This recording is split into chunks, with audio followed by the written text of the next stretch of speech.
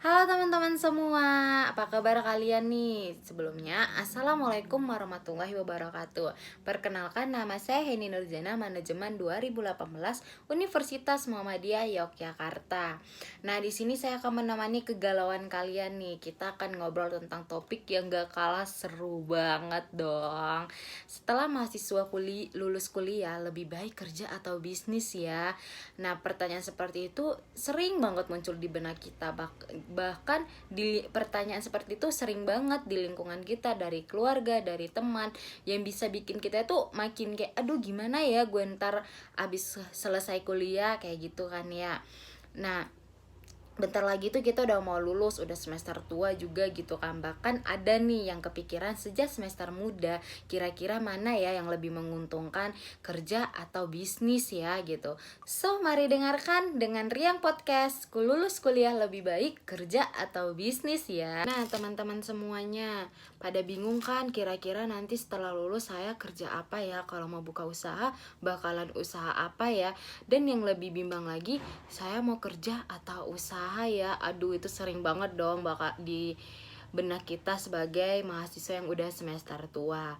Nah, kalau mau kerja apa, dan kalau mau usaha peluang apa yang bisa saya ambil buat usahanya gitu. Modalnya dari mana juga ya, dan basicnya itu juga dari mana gitu ya kan.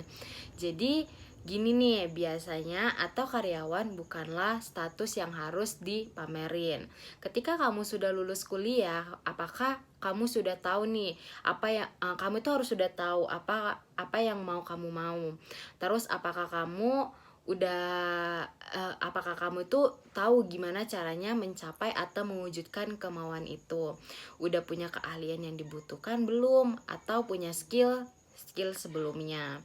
Nah, sebenarnya nih teman ya, teman-teman kita itu bukan masalah baik nama kerja atau bisnisnya nih, tapi basic apa yang kamu buat dan yang kamu dapatkan setelah kuliah yang selama 4 tahun itu. Banyak keahlian yang seharusnya dimiliki seseorang lulusan muda dong. Iya enggak? Iya dong. Nah, manfaatkan ilmu yang ada di jurusan kamu nih. Setelah itu, kebanyakan nih dari kita ketika ditanya siapa yang mau jadi wirausaha, 40-60% menjawab saya.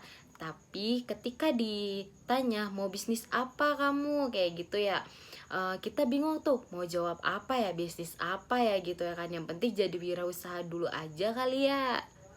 Nah, ketika kita mau ditanya mau jadi wirausaha atau bisnis apa dan kita tidak tahu, hal itu terjadi karena kita nggak punya basic di situ. Menjadi seseorang karyawan pun sama. Ketika kita nggak ada basic, apalagi di jurusan kita sendiri gitu kan, tentu mau nyari kerja apa aja itu tetap susah gitu kan. Jadi kamu perlu menganalisis tuh dari awal, kira-kira basic apa yang kamu kuasain. Cocok nggak jadi pengusaha?